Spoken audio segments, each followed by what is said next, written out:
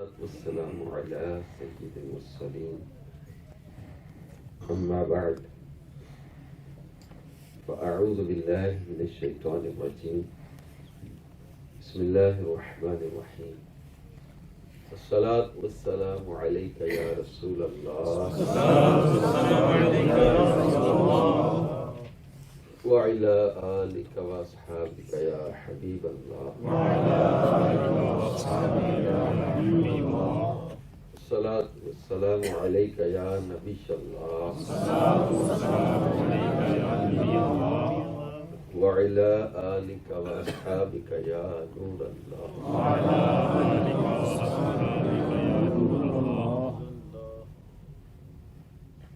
حضرت سیدنا ابو ہریرہ رضی اللہ تعالی عنہ فرماتے ہیں کہ نور کے پیکر تمام نبیوں کے سرور صلی اللہ تعالی علیہ وسلم کا فرمان دل نشین ہے من قرأ القرآن وحمد رب وصلى على النبي صلی اللہ تعالی علیہ وسلم ويستغفر ربه فقط طلب الخیر مکانہ. فرمایا جس نے قرآن پاک کی تلاوت کی، رب تعالی کی حمد بیان کی، نبی صلی اللہ تعالی علیہ وآلہ وسلم پر درود پاک پڑھا اور اپنے رب سے مغفرت طلب کی. چار باتیں ارشاد فرمائی: تلاوت قرآن، پھر اللہ کی حمد کی، پھر درود پاک پڑھا، پھر استغفار، اپنے رب سے مغفرت طلب کی، تو اس نے بھلائی کو اپنی جگہ سے تلاش کر لیا. صلو علی الحبیب وعلی آلہ وصحبہ وبارک وسلم. اور امیر المومنین حضرت سیدنا ابوبکر صدیق رضی اللہ تعالی عنہ نے ارشاد فرمایا کہ نور کے پیکر صلی اللہ تعالی علیہ وآلہ وسلم پر درود پاک پڑھنا گناہوں کو اس سے زیادہ مٹا دیتا ہے جتنا پانی آگ کو مٹاتا ہے. اور دو جہاں کے تاجور سلطان بحر و بر صلی اللہ تعالی علیہ وآلہ وسلم پر سلام بھیجنا غلاموں کو آزاد کرنے سے افضل ہے. اور نبی پاک صلی اللہ تعالی علیہ وسلم سے محبت کرنا غلاموں کو آزاد کرنے سے بھی زیادہ افضل ہے.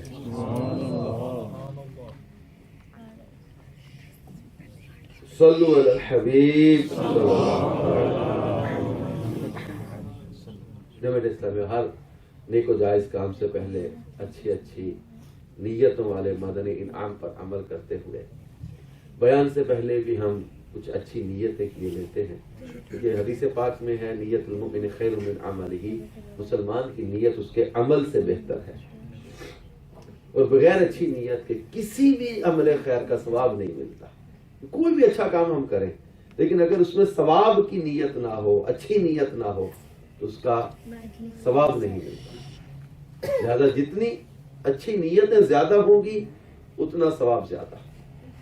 تو بیان میں کیا کیا نیتیں ہو سکتی بیان سننے کی کہ خوب کان لگا کر نیچی نگاہیں کیے توجہ سے بیان سنوں گا، دیگ لگا کر بیٹھنے کی بجائے علم دین کی تعظیم کی خاطر جتنی دیر تک ممکن ہو سکا دو زانو بیٹھوں گا، ضرورتاً سمٹ سرک کر دوسروں کے لیے جگہ کشادہ کروں گا، دھکا وغیرہ لگا تو صبر کروں گا، گھورنے جھڑکنے الجھنے وغیرہ سے بچوں گا. اور جب یہ صدا لگائی جائے اذکر اللہ کی یا صلو علی الحبیب کی یا توبوا الی اللہ کی، تو صدا لگانے والوں کی دل جوئی اور ثواب کمانے کے لیے بلند آواز سے جواب دوں گا. بیان کے بعد خود آگے بڑھ کے اسلام و مصافحہ اور انفرادی کوشش کروں گا. صلو علی الحبیب صلی اللہ علیہ وسلم. میٹھے میٹھے اسلامی بھائیوں، آج 1437 سنہ ہجری کے جمادی الاخری کی 22 تاریخ اور 22 جمادی الاخری ہمارے آقا سیدنا صدیق اکبر رضی اللہ تعالی عنہ کا یوم وصال بھی ہے. دعوت اسلامی کے اشاعتی ادارے مکتبۃ المدینہ نے ایک بہت پیاری کتاب شائع کی ہے، فیضان صدیق اکبر. یہ کئی سو صفحات پر مشتمل کتاب ہے. اس کے صفحہ 269 پر 269 پر ہے کہ اللہ کے پیارے حبیب صلی اللہ تعالی علیہ وآلہ وسلم نے صحابہ کرام سے ارشاد فرمایا اپنا مال راہ خدا میں صدقہ کرو. ان الفاظ پر غور کریں. بعض اوقات مدنی عطیات کی ترغیب دلاتے ہوئے ہم ہیزیٹیٹ کرتے ہیں، ہچکچاتے ہیں، ہمیں جھجک ہوتی ہے، یا ہم کہتے ہیں مجھے شرم آتی ہے کہ کسی سے میں چندہ مانگوں. اللہ کے پیارے محبوب علیہ السلام نے صحابہ کرام سے فرمایا اپنا مال راہ خدا میں صدقہ کرو. یہ کائنات کے آقا ہیں، یہ اشارہ کریں تو پہاڑ سونا بن کے پیچھے پھرے، لیکن اپنی امت کے لیے تعلیم ہے. صحابہ سے فرمایا کہ صدقہ کرو اپنا مال راہ خدا میں. تو صحابہ کرام نے حسب توفیق اپنا مال راہ خدا میں صدقہ کیا. حضرت عثمان ذو النورین رضی اللہ تعالیٰ عنہ نے 10,000 مجاہدین کا ساز و سامان صدقہ کیا. 10,000 مجاہدین کے جو وہ سامان اور ساز جو حضرت عثمان غنی لے کر آئے، اور 10,000 دینار خرچ. اس کے علاوہ 900 اونٹ، 100 گھوڑے، ماں ساز و سامان فرمان رسول پر لبیک کہتے ہوئے پیش کر دیے. اتنا مال راہ خدا میں حضرت عثمان غنی نے دیا. حضرت سیدنا فاروق اعظم فرماتے میرے پاس بھی مال تھا، میں نے سوچا کہ امیر المومنین حضرت ابوبکر صدیق رضی اللہ تعالیٰ عنہ ہر دفعہ ان معاملات میں مجھ سے سبقت یعنی برتری لے جاتے ہیں، اس بار زیادہ سے زیادہ مال صدقہ کر کے ان سے سبقت یعنی برتری میں لے جاؤں گا. وہ گھر گئے، گھر کا سارا مال اکٹھا کیا، اس کے 2 حصے کیے، ایک گھر والوں کے لیے چھوڑا اور دوسرا حصہ لے کر بارگاہ رسالت صلی اللہ تعالی علیہ وآلہ وسلم میں حاضر ہو گئے. سرکار صلی اللہ تعالی علیہ وسلم نے استفسار فرمایا، پوچھا عمر گھر والوں کے لیے کیا چھوڑ کر آئے؟ عرض کیا اپنا آدھا مال گھر والوں کے لیے چھوڑ آیا. اور سیدنا فاروق اعظم کا مال بھی بہت زیادہ تھا اس وقت. اب اتنے میں عاشق اکبر امیر المومنین سیدنا ابوبکر صدیق رضی اللہ تعالیٰ عنہ اپنا مال لے کر حاضر ہو گئے. تو سرکار صلی اللہ تعالی علیہ وسلم کی بارگاہ میں جب آئے تو بالکل سادہ سی قبا یعنی ایک قسم کا آگے سے کھلا ہوا کوٹ یا اچکن جس کو کہہ لیں، آگے سے کھلا ہوا تو وہ پہنی ہوئی، جس پر ببول یعنی خاردار درخت کے کانٹوں کے بٹن لگے ہوئے. اللہ کے محبوب دانۂ غیوب منزہ عن العیوب صلی اللہ تعالی علیہ وآلہ وسلم نے ان کو دیکھا، بہت خوش ہوئے اور استفسار فرمایا اے ابو بکر گھر والوں کے لیے کیا چھوڑ کر آئے ہو؟ بس محبوب کا یہ پوچھنا تھا کہ گویا عاشق صادق کا دل عشق و محبت کی مہک سے جھوم اٹھا. فوراً ہی سمجھ گئے کہ بات کچھ اور ہے، کیونکہ محبوب تو جانتے ہیں کہ میرے عاشق صادق نے تو اس وقت بھی اپنی ماں، اپنی جان، مال، آل، اولاد سب کچھ قربان کر دیا تھا جب مکہ مکرمہ میں حمایت کرنے والے نہ ہونے کے برابر تھے، بلکہ اکثر لوگ جانی دشمن بن گئے تھے. تو محبوب کے کلام کو وہ کیوں کرنا سمجھتے کہ وہ تو عاشق صادق جو ہر وقت اس موقع کی تلاش میں رہتے تھے، بس محبوب کچھ حکم فرمائے سب کچھ لا کر قدموں پہ قربان کر. حضرت صدیق اکبر رضی اللہ تعالیٰ نے گویا ان کی کیفیت یوں تھی، کیا پیش کریں جانا، کیا چیز ہماری ہے، یہ دل بھی تمہارا ہے، یہ جان بھی تمہاری ہے. یہ تو وہ عاشق صادق تھے جنہوں نے کبھی اپنے مال کو اپنا مال ہی نہیں سمجھا، بلکہ جو کچھ ان کے پاس ہوتا اسے محبوب کی عطا سمجھتے. فوراً سمجھ گیا کہ محبوب کی چاہت کچھ اور ہے، غالباً محبوب کچھ اور کہنا چاہتے ہیں. یہ گویا کیفیت ہے کہ گویا محبوب یہ کہنا چاہ رہے کہ اے میرے عاشق میں تو تیرے عشق کو جانتا ہوں، آج دنیا بھی جانے کہ عشق کسے کہتے ہیں۔ جب سرکار صلی اللہ تعالی علیہ وسلم نے فرمایا ابو بکر گھر والوں کے لیے کیا چھوڑ کر آئے، تو صدیق اکبر نے عرض کی، جامع ترمذی شریف میں حدیث پاک ہے، عرض کیا ابقیت لہم اللہ ورسولہ، آقا میں گھر والوں کے لیے اللہ اور اس کا رسول ہی کافی ہے، میرے گھر والوں کے لیے اللہ اور اس کا رسول ہی کافی ہے، ان کے لیے اللہ اور اس کا رسول چھوڑ آیا۔ سیدنا فاروق اعظم رضی اللہ تعالیٰ عنہ یہ منظر دیکھ کر حیران رہ گئے اور کہنے لگے کہ میں کبھی بھی امیر المومنین صدیق اکبر سے آگے نہیں بڑھ سکتا۔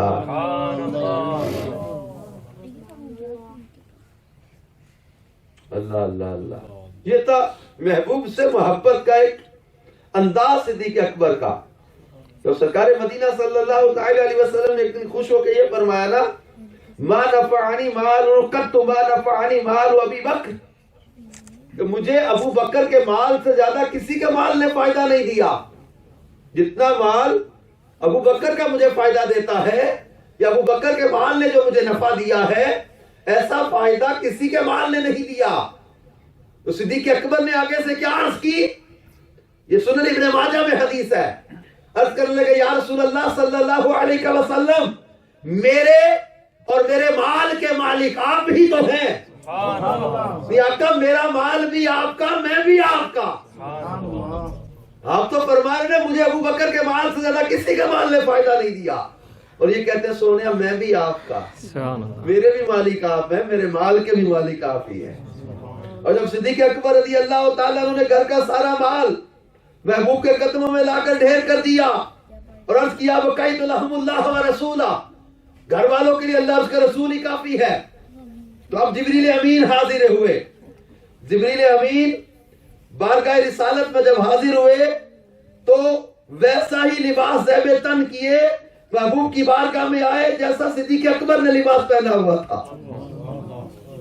سرکار صلی اللہ تعالی علیہ وسلم نے استفسار فرمایا، جبریل یہ کیا پہنا ہوا ہے آج، اس کے بٹن بھی کوئی نہیں، کانٹے بٹن کی جگہ پر جو ہے کانٹے جو ہے وہ ببول کے درخت کے پھنسائے ہوئے، اس اچکن کو یا اس جو ہے وہ کبا کو جو ہے وہ سمیٹنے کے لیے اس قدر سادہ اور اس قدر جو ہے وہ، اب صدیق اکبر کا لباس تھا یہ، جبریل ایسے لباس میں آئے اور پوچھا ابو بکر اے جبریل یہ کیسا لباس پہنا ہوا ہے؟ انہوں نے عرض کی یا رسول اللہ صلی اللہ علیہ وسلم، اللہ نے آج تمام فرشتوں کو بھی حکم فرمایا کہ آج ویسا ہی لباس پہنے جیسا آپ کے عاشق صادق نے پہنا ہوا۔ اللہ اکبر کبیرہ۔ اور تاریخ الخلفاء میں ہے کہ صدیق اکبر کو اللہ نے سلام بھیجا، یہ بہت بڑا مرتبہ ہے، بہت بڑا مرتبہ ہے۔ جبریل امین نے عرض کیا آقا اللہ نے انہیں سلام ارشاد فرمایا ہے، اور اللہ استفسار فرماتا ہے، یعنی پوچھتا ہے کہ یہ اپنے رب سے اس حال میں راضی ہیں یا ناراض ہیں۔ جبریل آئے اور اس کی آقا محبوب سے پوچھیں، یار سے پوچھیں، اپنے پیارے دوست سے پوچھیں، ایک تو اللہ نے ان کو سلام بھیجا ہے اور یہ فرمایا ہے کہ محبوب یار سے پوچھو اس حال میں اپنے رب سے راضی بھی ہے کہ نہیں۔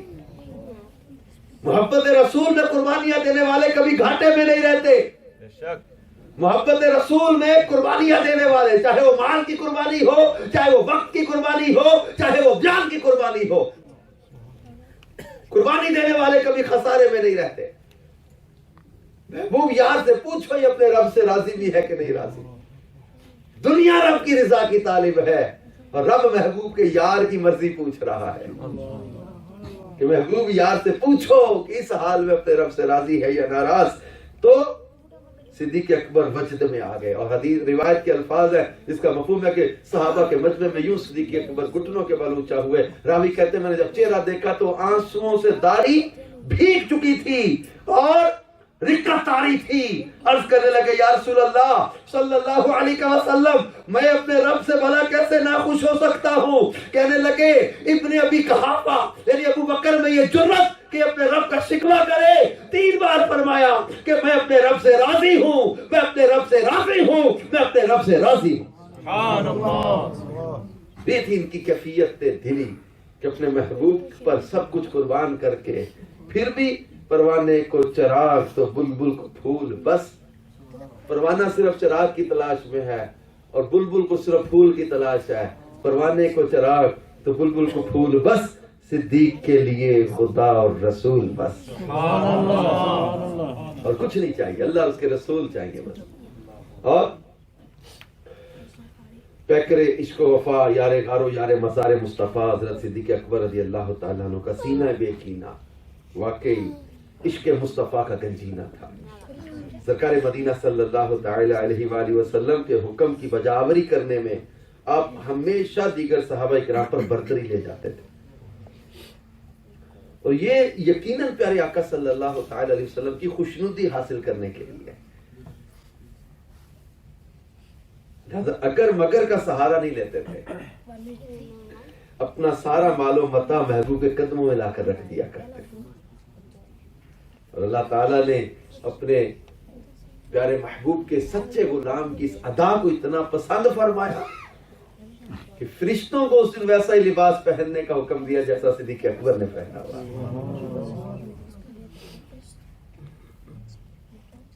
میرے پیارے میٹھے اسلام بھائی, اس طرح کی بہت ساری پیاری پیاری جو ہے وہ معلومات, روایات اور واقعات پر مشتمل مکتبۃ المدینہ کی بہت پیاری کتاب ہے فیضان صدیق اکبر. آپ اس کا مطالعہ کریں. آپ اپنی دعوت اسلامی کی جو ویب سائٹ ہے www.dawatislami.net, وہاں سے اس کتاب کو ڈاؤن لوڈ کر سکتے ہیں, ریڈ کر سکتے ہیں, آپ پرنٹ آؤٹ نکال سکتے ہیں. اس کتاب کو پڑھنے سے انشاءاللہ عز و جل آپ کو بہت سی معلومات سیدنا صدیق اکبر کے بارے میں ملے گی. میرے زندگی میں مطلب کسی ایک کتاب میں حضرت صدیق اکبر کے فضائل اور آپ کے جو ہے وہ موضوع پر یہ سمجھے کہ انسائکلوپیڈیا ہے صدیق اکبر کے موضوع پر.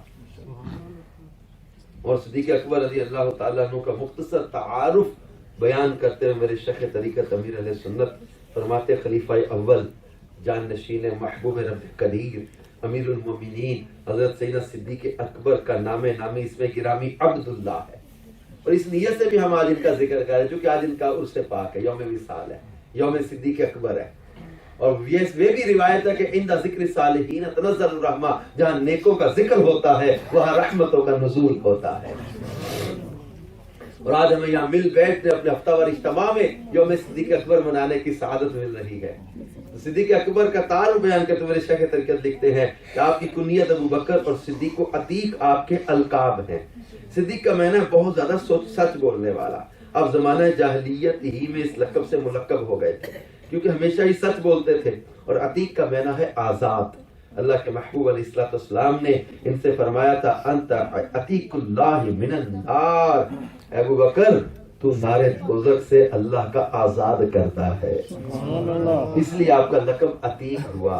آپ قریشی ہیں, 7ویں پشت میں شجرہ نسب رسول اللہ صلی اللہ تعالی علیہ وسلم کے خاندانی شجرے سے مل جاتا ہے. آپ عام الفیل کے تقریباً 2.5 برس بعد مکہ مکرمہ میں پیدا ہوئے. امیر المومنین سیدنا صدیق اکبر وہ صحابی ہیں جنہوں نے سب سے پہلے تاجدار رسالت صلی اللہ تعالی علیہ وآلہ وسلم کی رسالت کی تصدیق کی. آپ اس قدر جامع الکمالات اور مجمع الفضائل ہیں کہ انبیاء کرام کے بعد اگلے اور پچھلے تمام انسانوں میں سب سے افضل و اعلیٰ ہیں. آزاد مردوں میں سب سے پہلے اسلام قبول کیا. صلح و جنگ کے تمام فیصلوں میں محبوب رب قدیر صلی اللہ تعالی علیہ وآلہ وسلم کے وزیر و مشیر بن کر زندگی کے ہر موڑ پر آپ کا ساتھ دے کر جان نثاری اور وفاداری کا حق ادا کیا.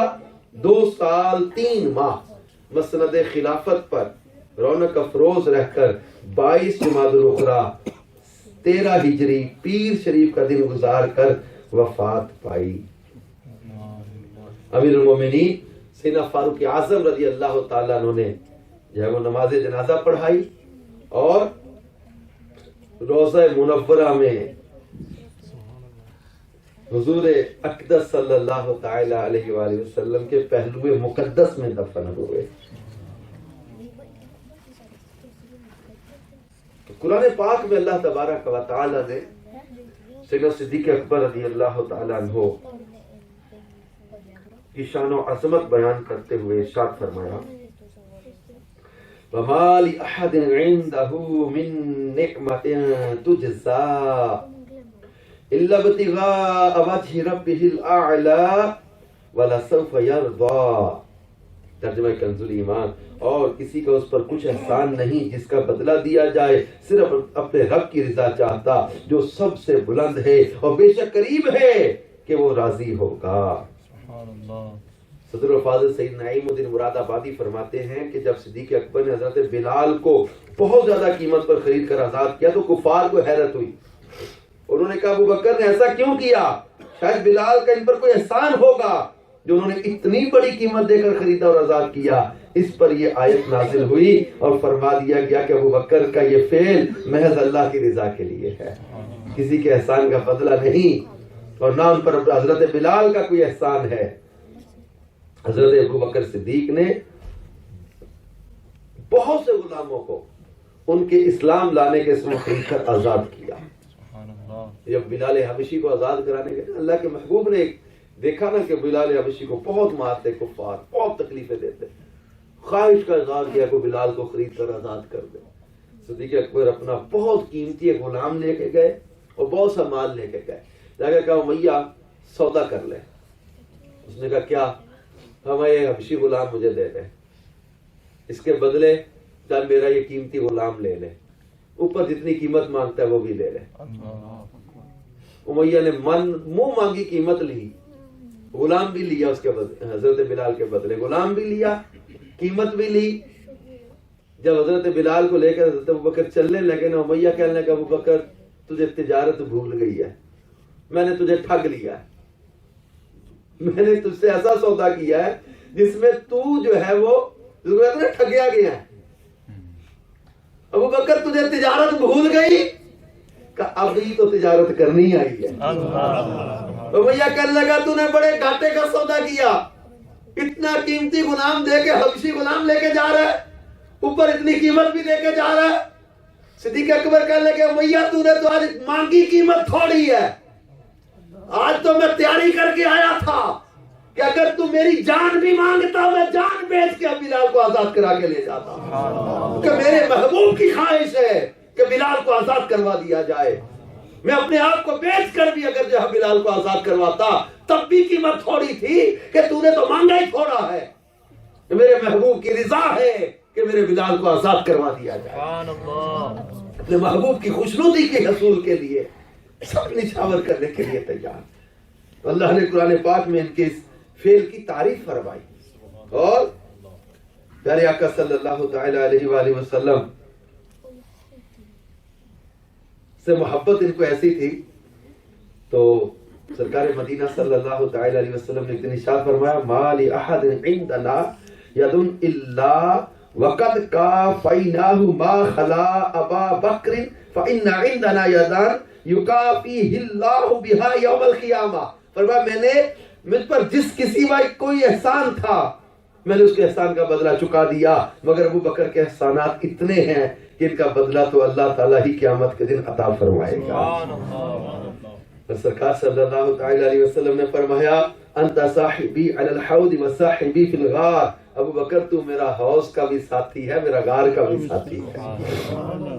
اور صدیق اکبر پر اللہ کے محبوب علیہ السلام کا کتنا فضل و کرم تھا کہ سفر حضر میں ہر جگہ رفاقت عطا کی، یہاں تک کہ حوض کوثر پر بھی اپنے ساتھ کی خوشخبری سنا دی۔ یعنی ایسا ساتھ کہ بچپن میں ساتھ، جوانی میں ساتھ، سفر میں ساتھ، غار میں ساتھ، مزار میں ساتھ، اور حوض میں بھی ساتھ، ایسے ساتھ تھی۔ اور محبت جو ہے نا وہ یہ اس کی کچھ علامات ہوتی ہیں۔ حضرت صدیق اکبر کی زندگی کا مطالعہ کرتے ہیں، ان کی زندگی کئی پہلو ہیں، خوف خدا، تقوی، پرہیزگاری، جو ہے وہ بہت ساری ان کی ادائیں ہیں، اور عشق رسول ان کی زندگی کا ایک بہت بڑا پہلو ہے اور بڑی خصوصیت ہے ان کی۔ اب یہ محبت کی جو کچھ علامات ہوتی ہیں کہ جنہیں ایک عاشق صادق کے عشق و محبت کی دلیل سمجھا جاتا ہے، اس علامات کو دیکھ کر دوسروں کو یقین ہو جاتا ہے کہ واقعی یہ شخص فلاں سے بے حد محبت کرتا ہے، مثلا محبت کرنے والا ہر معاملے میں اپنے محبوب کی اطاعت کرتا ہے، ہر وقت اس کے ذکر سے اپنی زبان کو تر رکھتا ہے، اس کی پسند کو اپناتا ہے، اس کی ناپسندیدہ چیزوں سے دور رہتا ہے۔ پھر جب یہی محبت اپنی انتہا کو پہنچتی ہے تو عشق کا روپ دھار لیتی ہے۔ پھر جس طرح محبت کی مختلف علامتیں ہیں، اسی طرح عشق کی بھی کچھ علامتیں ہوتی ہیں۔ ہمارے بزرگوں نے اپنی کتابوں میں جا بجا عاشقوں کی مختلف علامتوں کو بیان کیا۔ محبت جب جو ہے وہ انتہا کو پہنچتی ہے تو عشق کہلاتا ہے۔ اب یہ امام قسطلانی رحمت اللہ تعالی علیہ محبت رسول کی علامات بیان کرتے ہیں۔ آپ نے فرمایا پہلی محبت کی علامت ہے اقتداء۔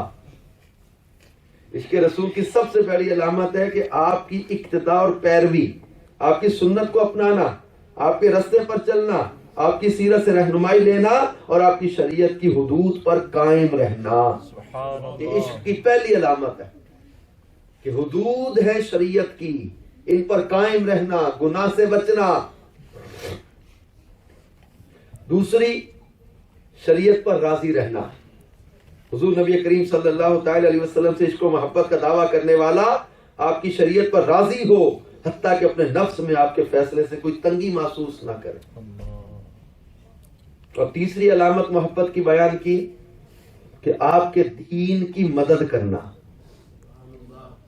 حضور صلی اللہ تعالی علیہ وآلہ وسلم سے محبت کی علامات میں سے یہ بات بھی ہے کہ اپنے قول و فعل سے آپ کے دین کی مدد کرے، آپ کی شریعت کا دفاع کرے، اور سخاوت میں آپ کی سیرت طیبہ کو اپنائے، بردباری، صبر اور تواضع میں آپ کی مبارک سیرت کی پیروی کرے۔ یہ محبت کی علامات میں ہے۔ اور چوتھی بیان یہ فرمائی کہ نبی اکرم صلی اللہ تعالی علیہ وآلہ وسلم سے محبت کی علامات میں سے یہ بات بھی ہے کہ مصیبتوں پر صبر کرے، کیونکہ اس محبت سے محب کو ایسی لذت حاصل ہوتی ہے کہ وہ مصیبتوں کو بھول جاتا ہے۔ بڑی اعلیٰ درجے کی علامت بیان کی ہے امام قسطلانی نے۔ نعرہ تکبیر، اللہ اکبر، نعرہ تکبیر، اللہ اکبر، نعرہ رسالت، یا رسول اللہ۔ یعنی اپنے دکھ درد، اپنی مصیبتیں بھول جائے، محبت اتنی غالب ہو جائے اس پر۔ وہ صدیق اکبر کو ایک بار کو کافروں نے مارا تھا نا، جب یہ 38 لوگ مسلمان ہوئے تھے، اس وقت اعلانیہ تبلیغ کے لیے گئے اور مارا، اتنا مارا، اسلام کے خطیب اول ہے صدیق اکبر، اتنا مارا تھا کافروں نے کہ اپنی طرف سے مار کے چلے گئے تھے، اور بالکل زخمی خون۔ شام کو جب ہوش آئی تو پہلی بات یہی پوچھی تھی، اماں میرے آقا کیسے ہیں؟ قبیلے کے نوجوان ناراض ہو کے چلے گئے کہ جن کی وجہ سے مار پڑی ہے، پھر انہی کا نام لیتا ہے، کہ میرے آقا کیسے ہیں؟ ماں نے کہا ابو بکر کچھ دودھ پی لے، کچھ کھا لے۔ کہا جب تک میرے آقا کا پتہ نہیں چل جاتا میں نہ کچھ کھاؤں گا نہ کچھ پیوں گا۔ دیکھ مجھے تکلیف بڑی ہے، مجھے میرے آقا کی فکر ہے، پتہ نہیں مجھے، میں تو بے ہوش ہو گیا تھا، پتہ نہیں کیا ہوا بعد میں۔ سہارا دے کر اٹھا کر لے کر گئے دار ارقم میں، پتہ کیا صدیق اکبر جب آئے تو سرکار صلی اللہ علیہ وسلم کھڑے ہو گئے، سینے سے لگا کر رو کر کہا ابو بکر دیکھ انہوں نے کتنا تجھے مارا، کتنا تجھے مارا۔ رو کر کہنے لگے آقا آپ خیریت سے ہیں، میرے لیے کسی تکلیف کی کوئی حیثیت ہی نہیں۔ سبحان اللہ۔ کہتے اپنی جان سے بڑھ کر پیار کرنا۔ پھر محبت کی علامات میں یہ بھی بیان کیا گیا ہے کہ محبوب کی کثرت کے ساتھ جو ہے وہ باتیں کرے، محبوب کا ذکر کثرت سے کرتا رہے۔ ایک بزرگ فرماتے جس قدر سانس ہیں ان کے مطابق محبوب کا ذکر کیا جائے۔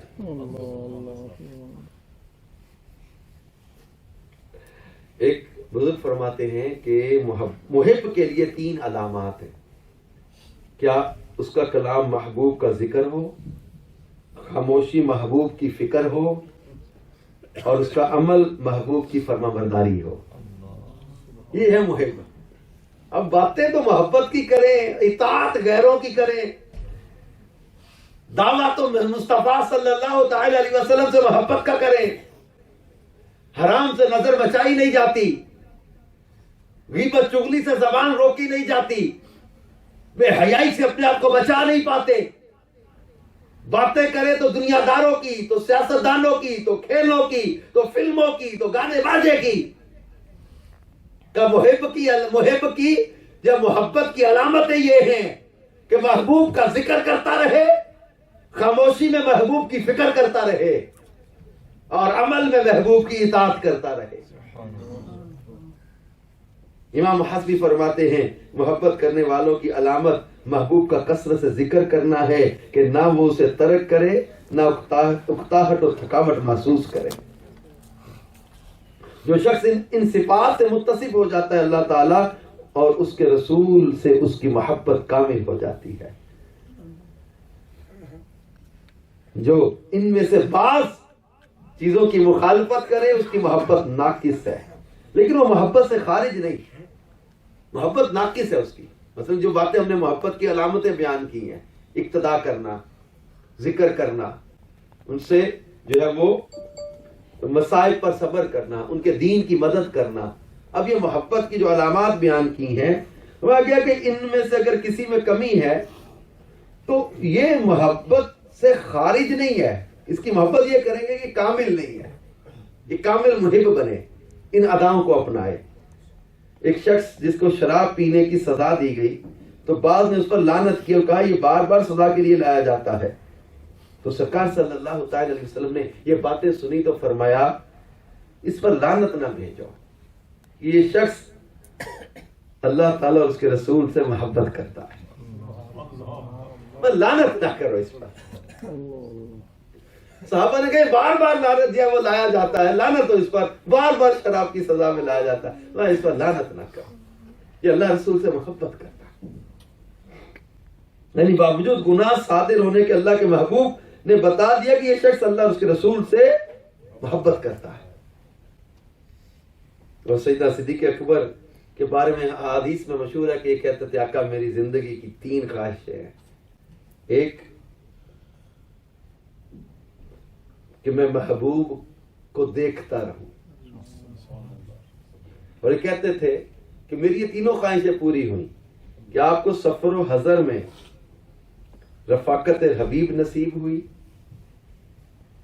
اور دوسری خواہش یہ تھی کہ حضور کا حکم ہو میں مال نچھاور کرتا رہوں، اور تیسرا کہ مجھے محبوب کا ساتھ نصیب ہو. اور یہ خواہش بھی پوری ہوگی کہ محبوب نے اپنے مزار میں بھی پاس بلا لیا.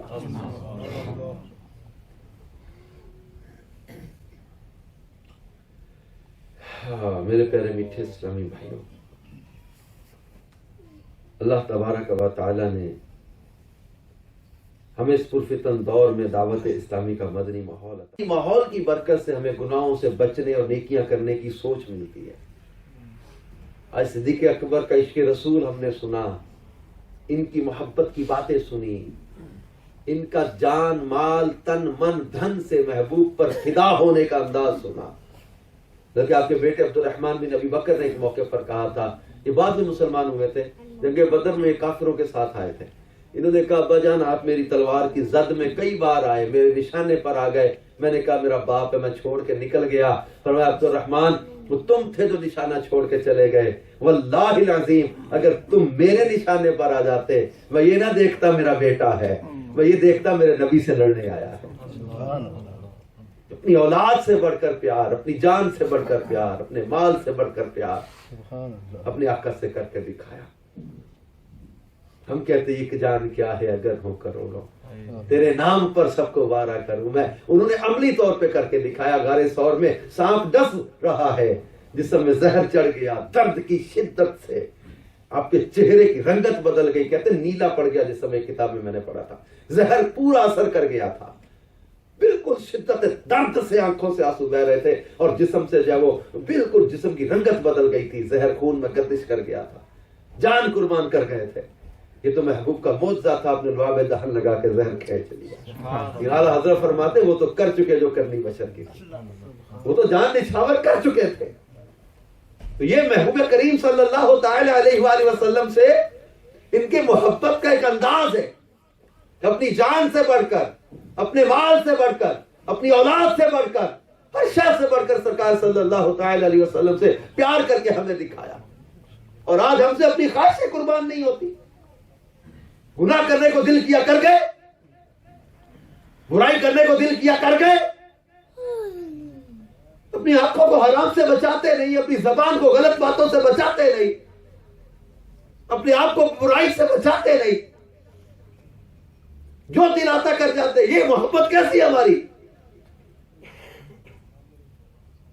اور یہ اللہ تعالیٰ نے آج کے دور میں ہمیں دعوت اسلامی کا مدنی ماحول عطا کیا. اس کی برکت سے گناہوں سے بچنے کا ایک ذہن بن جاتا ہے, برائی سے بچنے کی ایک سوچ بن جاتی ہے.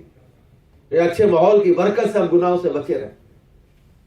اس دعوت اسلامی کے مدنی ماحول کو نہ چھوڑیں, مدنی کاموں میں اپنے آپ کو لگائیں, اور مدنی قافلوں میں سفر کر کر کے نیکی کی دعوت کو عام کریں. مدنی انعامات پر عمل کر کر کے اپنی جو ہے وہ اصلاح کی فکر کرتے رہیں, اپنے تقوی اور پرہیزگاری کو بڑھائیں. اور نماز کسی صورت بھی جو ہے وہ اس میں سستی نہ ہونے دیں. پیارے آقا صلی اللہ تعالی علیہ وسلم فرماتے جعلت قرۃ عینی فی الصلاۃ, نماز میں میری آنکھوں کی ٹھنڈک رکھی گئی. نماز کبھی بھی قضا نہ ہونے دیں. کام آتی, مصروفیت آتی ہے, آپ کہتے ٹائم نہیں ملتا, جگہ نہیں ملتی. جنہوں نے رستے نکالنے ہوتے بناتے ہیں رستے, سوچتے ہیں, بہت پلاننگ کرتے ہیں, یار میری نماز نہیں قضا ہونی چاہیے. ٹائم دیکھ دیکھ کر چلتے ہیں, یہاں سے نکلوں گا وہاں پہنچوں گا, نماز کہاں پڑھوں گا, ظہر کہاں پڑھوں گا, عصر کہاں پڑھوں گا, مغرب کہاں پڑھوں گا. نماز کی فکر کریں. بہت زیادہ اس میں سستی کئی جگہ پر دیکھی ہے. کہتے یار وہ ٹائم نہیں ملتا, یار گھر کا کے اکٹھی پڑھ لیں گے. نماز ان الصلاۃ کانت علی المؤمنین کتابا موقوتا, نماز کی فکر کریں. اور سیدنا صدیق اکبر کے میں وہ غار ثور میں سانپ کے ڈسنے کا ذکر کر رہا تھا نا, تو یہ بعض روایات کے مطابق وہی جو تھا وہ زہر, وہ جسم میں ہر سال جو ہے وہ لوٹ آتا تھا, اس کا اثر, وہ شہادت کا مرتبہ تھا. اور امام حاکم نے لکھا ایک بہت محبت بھرا جملہ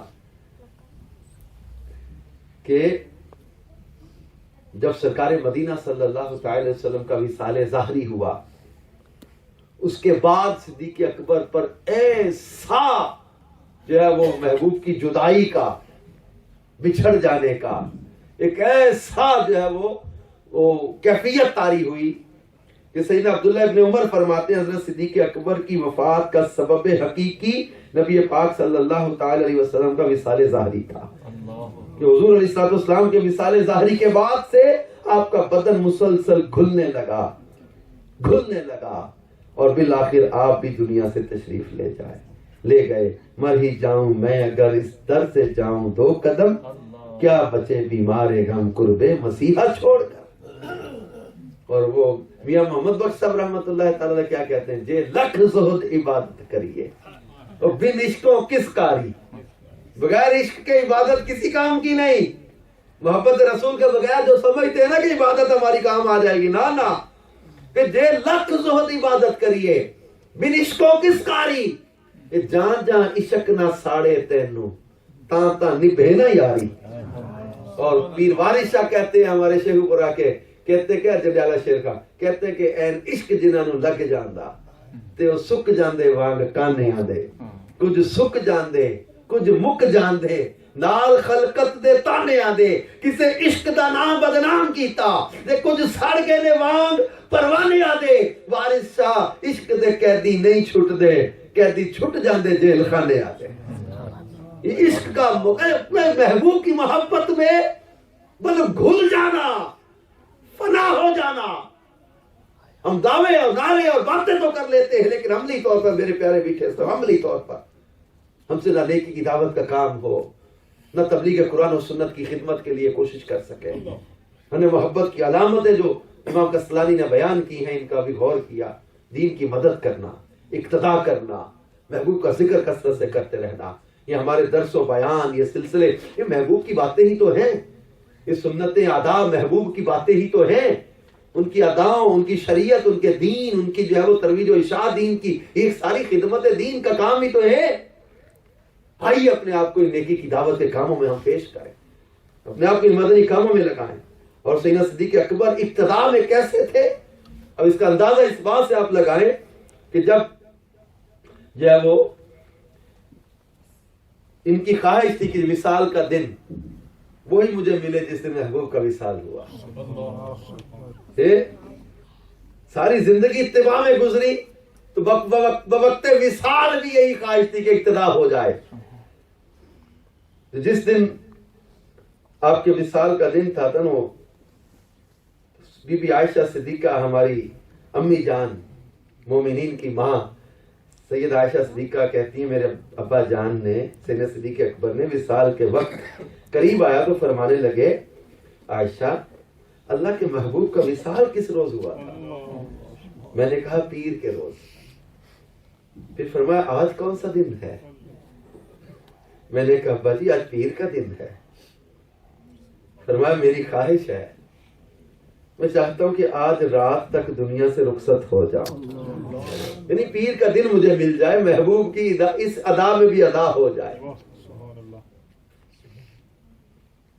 اور فرمایا کہ مجھے کفن بھی ویسا نصیب ہو۔ بی بی عائشہ صدیقہ کہتی ہیں مجھ سے فرمایا کہ سرکار صلی اللہ تعالی علیہ وسلم کو کتنے کپڑوں میں کفن دیا گیا تھا؟ میں نے عرض کی 3 کپڑے تھے۔ تو یہ سن کر آپ نے اپنے نیچے بچھے ہوئے کپڑے کو دیکھا جس میں زعفران یا مشک کے ڈبے تھے۔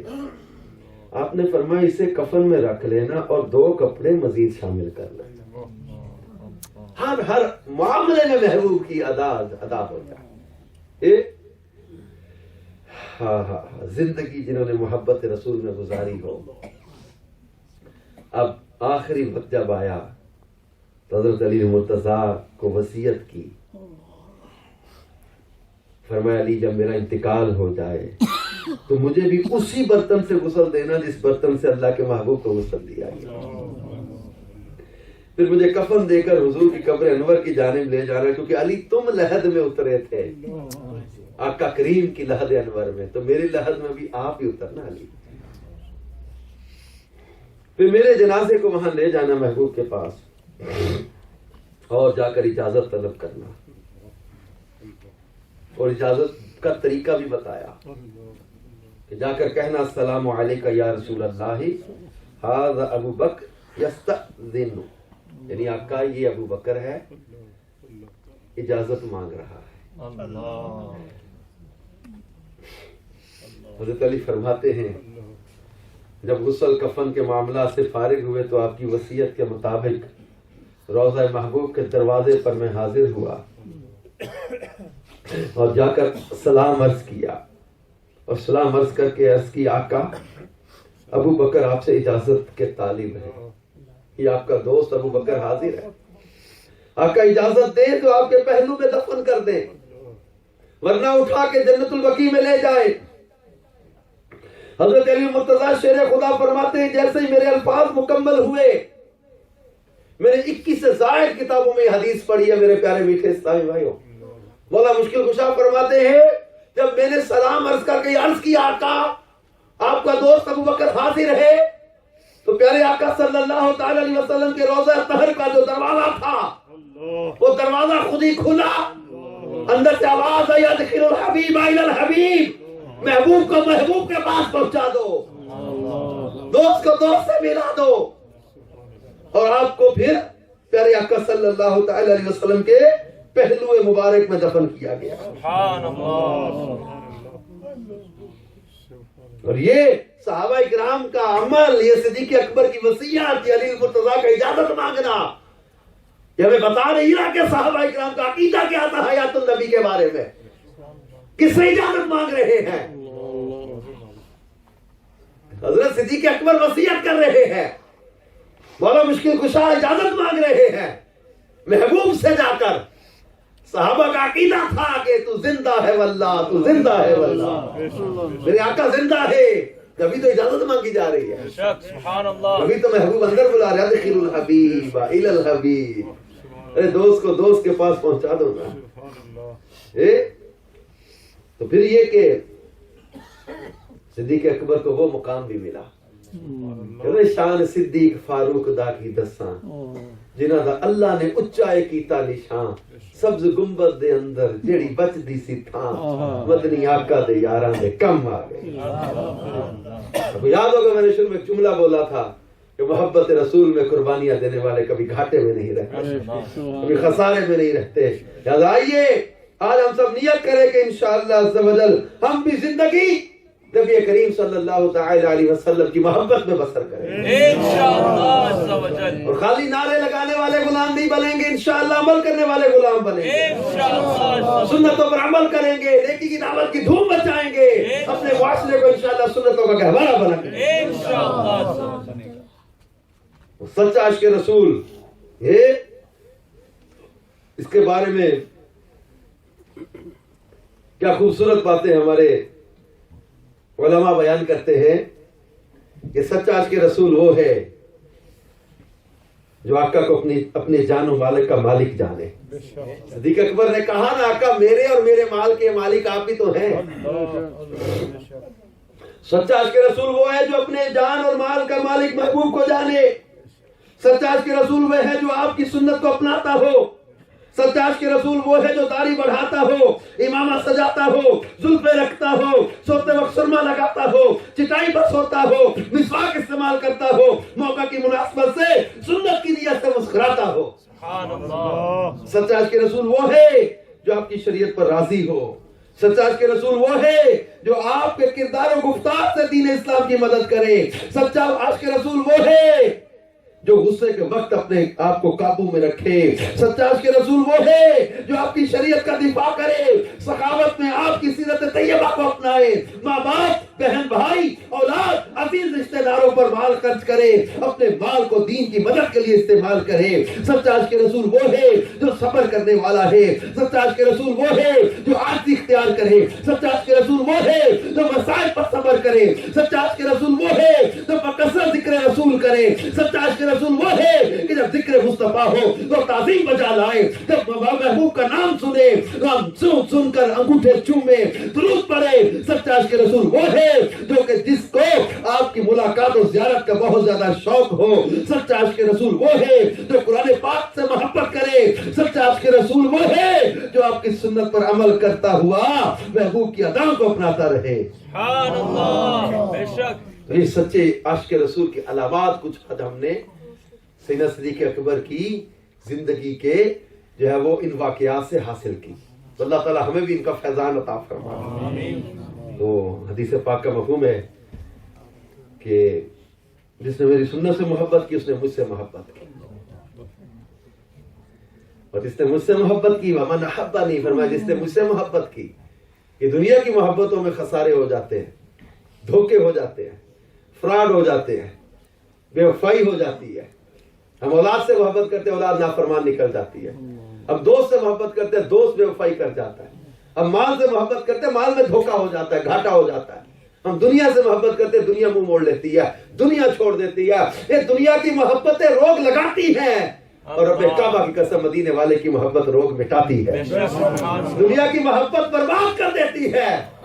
نشہ ہے, جوا ہے, شراب ہے, بدکاری ہے, بے حیائی کے کام ہے. دنیا کی محبت برباد کرتی ہے, اور رب کریم کی قسم مدینے والے کی محبت آباد کر دیتی ہے. دنیا کی محبت ہے جن میں گھاٹے ہو جاتے ہیں.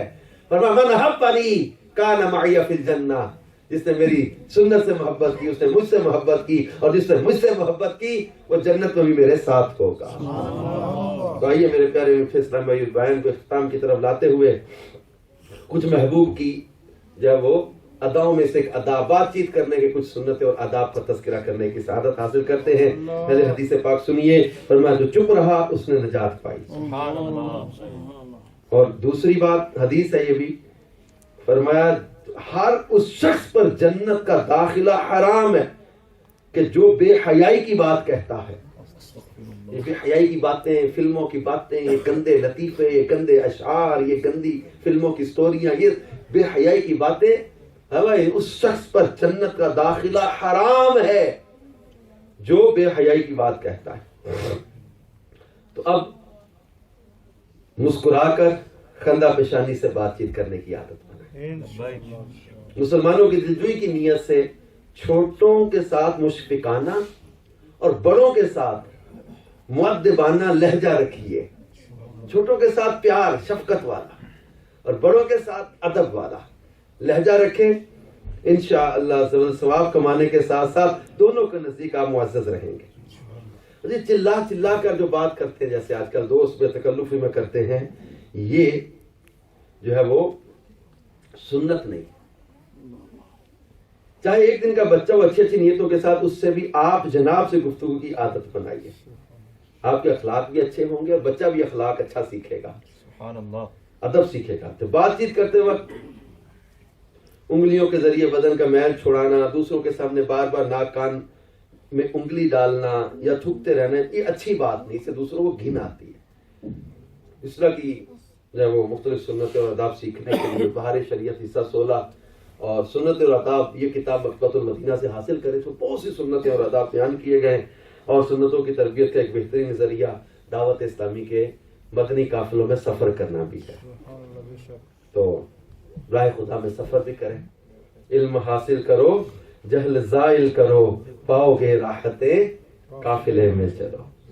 تو یہ اپنی زندگی میں راہ خدا میں سفر کر کر کے نیکی کی دعوت کو عام کرنے کا ذہن بنائیں. آج دیکھیں ہمارے پاس سویڈن سے ماشاءاللہ مدنی قافلے والے آئے ہوئے ہیں. ایک وقت تھا کہ ہمارے حاجی عثمان اور پرانے عثمان جو جب سویڈن آپ لوگ قافلہ لے کے یہاں سے جایا کرتے تھے, اللہ تعالیٰ نے آج کرم کیا کہ آج سویڈن سے مدنی قافلے بھی سفر کر رہے ہیں. تو یہ دیکھیں دیے سے دیا جلانے والی بات ہوتی ہے نا, دیے سے دیا جلاتے چلو, جو سیکھا ہے آگے سکھاتے چلو. اسٹونیا ہمارا مدنی قافلہ گیا تھا ماشاءاللہ پچھلے دنوں, جو اس کی خبریں مجھے مل رہی ہیں کہ وہاں درس جاری ہو گیا, وہاں مدنی کام شروع ہو گیا. وہ اسلامی بھائی جوش اور جذبے میں آ گئے, بلکہ اب تو وہ اعتکاف کے لیے بلا رہے کہ آگے اس سال اعتکاف ہمارے پاس ہی کراؤ. اس طرح جو ہے نا دیے جلتے ہیں, اس طرح جو ہے نا وہ روشنی پھیلتی ہے. جیسے کہا نا یہ اندھیرا پھیلتا ہے تو اندھیرے نے کہا یہ میرا ہی راج ہوگا. برائی ہے نا, یہ اندھیرا ہے, گناہ ہے, یہ اندھیرا ہے, اندھیرے کا میرا ہی راج ہوگا. اب ایک چھوٹا سا چراغ جو ہوا چلتی ہے تو جس کی لو کبھی ہلتی ہے کبھی بجھتی جلتی سی ہے, یہ چھوٹا سا چراغ ہمت کر کے کہتا ہے میں سورج کی جگہ تو نہیں لے سکوں گا, لیکن جتنی میرے اندر جان ہے میں اتنی روشنی تو دے جاؤں گا. سبحان اللہ.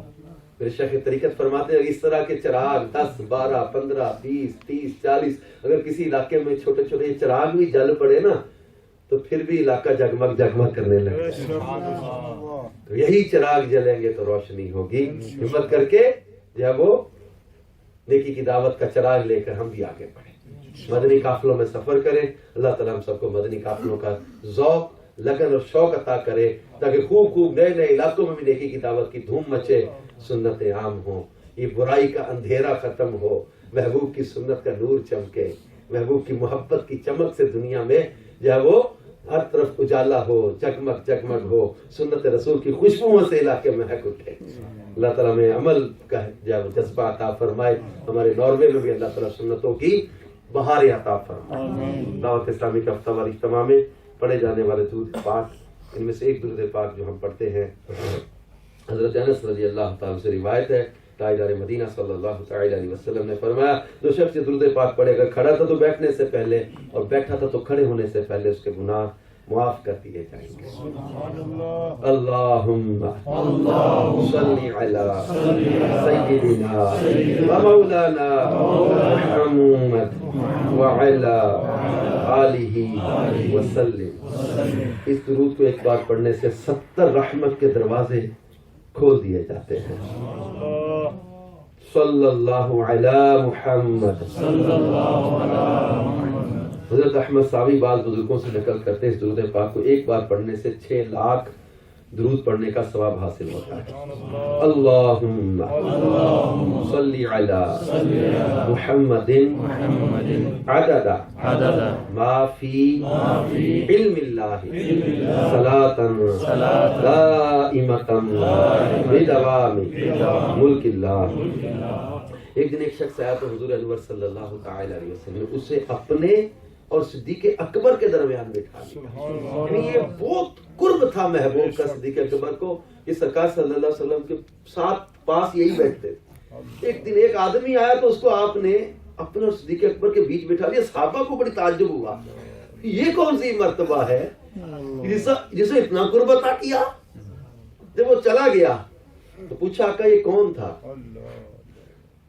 تو آپ نے فرمایا جب یہ مجھ پر درود پڑھتا ہے تو یوں پڑھتا ہے کیا؟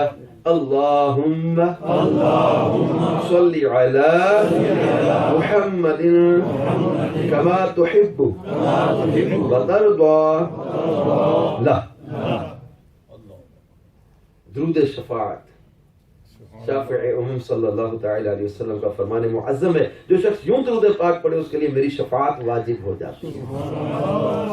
اللہم صلی علی محمد وانزلہ المقعد المقرب عندک یوم القیامہ.